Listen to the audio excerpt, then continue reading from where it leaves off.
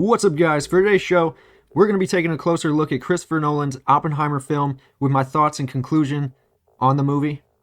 Okay, for starters, I'm not going to shill out for Nolan in any way. I love a lot of his films, but he's no perfect director, with him disappointing me with The Dark Knight Rises, for starters, Dunkirk, Tenet. I couldn't even get through Tenet. But at the same time, he has made incredible films that always push the envelope and the boundaries of the film industry. I'm talking The Dark Knight, Memento, The Prestige, Inception, Interstellar, one of my all-time favorite films that even to me isn't exactly perfect, but it's so masterfully done that you can't ignore it. When it comes to the story for this film, it was really all over the place for me, almost jumping around timelines too frequently. I went into this film expecting a biopic on the creator of the atomic bomb and his tribulations of doing such a feat. The conspiracy and the plot twist was very interesting, being that I'm a history buff. What I didn't expect is to barely see the atomic bomb, explosions, or an in-depth behind the scenes at the creation of the bomb itself, or the science behind it. This movie feels like a science-related biopic that is trying to pull people in at the same time. There are so many characters throughout this film that at a point I felt we were barely seeing some of these real-life perspectives of the creation, with either little involvement shown or a quick pan only showing their body language on a situation. And even with the film being 3 hours long, I don't feel connected to Oppenheimer exactly. It was an interesting story for sure, but it feels like they rushed his story. With it being 3 hours, that's kind of unacceptable. We don't really get a full resolution of his marriage, or like I said, the interaction with the science behind the bomb, or honestly, an impressive IMAX shot of the bombs going, off. Or simply the aftermath, just the implications to Japan, the people.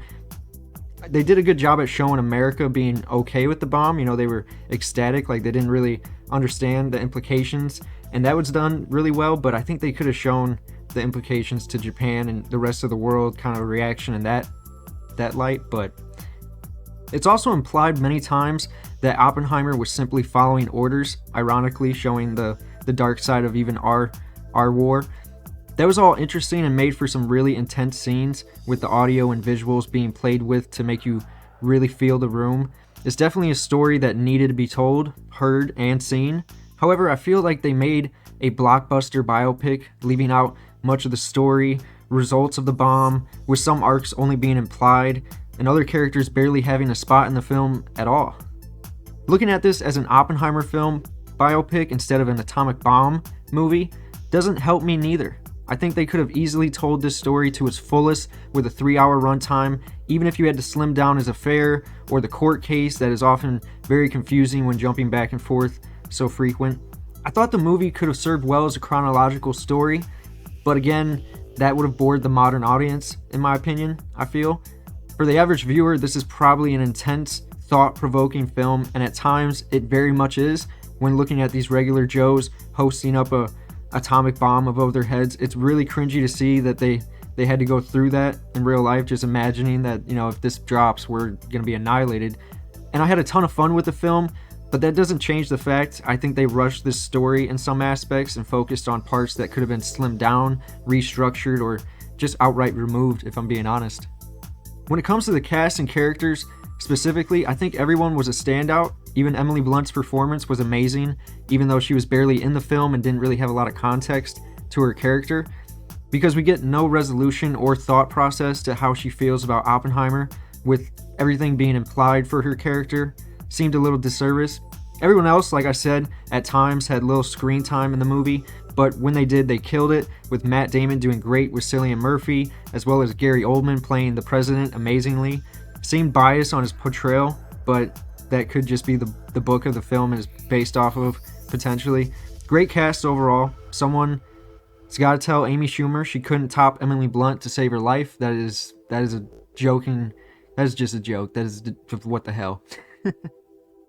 As for the effects, and in this case practical effects, for a film made off of a $100 million budget, this is one beautifully crafted example of cinema, most likely due to Christopher Nolan's style of film, obviously. However, I have to say the set pieces were often closed off in offices, barely showing the bomb itself or the explosion. It's amazing that this was made all with practical effects, even with the particles at the beginning intro of the film. It's truly amazing at times, but it's very underwhelming when the bomb goes off and it's obviously nowhere near the scope, with some movie magic helping slowly as it goes, but I couldn't get over the fact it was so minimal. I legitimately thought this was a test. This was like a that it wasn't actually the bomb at full size, you know? And then the film quickly moves to Oppenheimer and his reactions to the US using the bomb. It's done very quick and kind of, it's just odd, you know? It's just nowhere near as epic as I imagined it would be. But I mean, it still is like amazing that they could do this, but at the same time, I wish they maybe would have used just a little bit of CGI to give you the scope or show you dropping the bombs on Hiroshima and Nagasaki. Like, just an amazing shot that could have been, and we didn't get any of that. And this is definitely a movie that is not centered around the atomic bomb. That, just to get that made clear, and it's not really a movie about anybody that's involved with the atomic bomb except Oppenheimer and maybe, if you want to say Albert Einstein, but yeah, there's not much of a movie here because I feel like they rushed Oppenheimer at the same time of cutting everybody else out of the story. So if you're gonna just have a movie about Oppenheimer and then you don't nail it, I just don't agree with that. That doesn't make sense to me. I feel like it could have been done better, but yeah, the practical effects were impressive at times, and at others it was disappointing, or just a movie not made for IMAX. I feel like, you know, it's very, very limited. They're mostly in offices or just casual, regular film settings. They're not these giant scopes, except obviously when the bomb goes off. But yeah, it does look very crisp, I'll say, with the IMAX.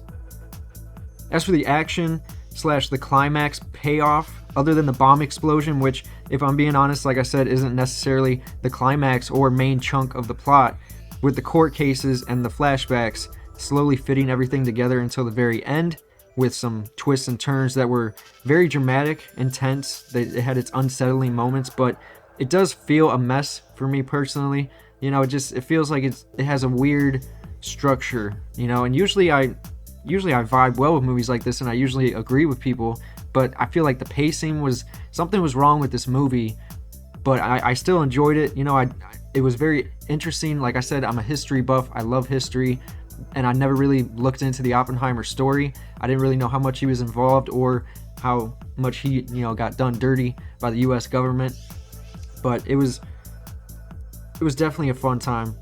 I feel like I kind of wasted it was one of my first IMAX, or it was my first IMAX viewing, so I feel like I kind of wasted it on this movie. I was thinking it was going to be this big bombastic, you know, cinema movie, but it wasn't, sadly.